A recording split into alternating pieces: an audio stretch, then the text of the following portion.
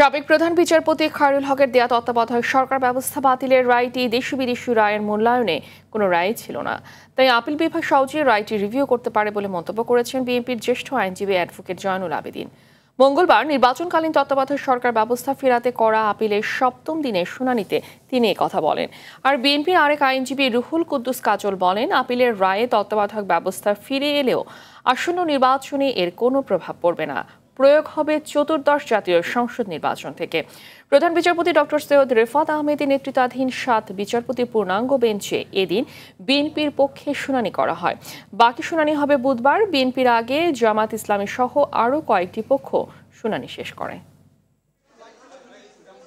According to our country law as well as the other country, appeal বিভাগ এই জাজমেন্টটি review করার এখতিয়ার রাখে।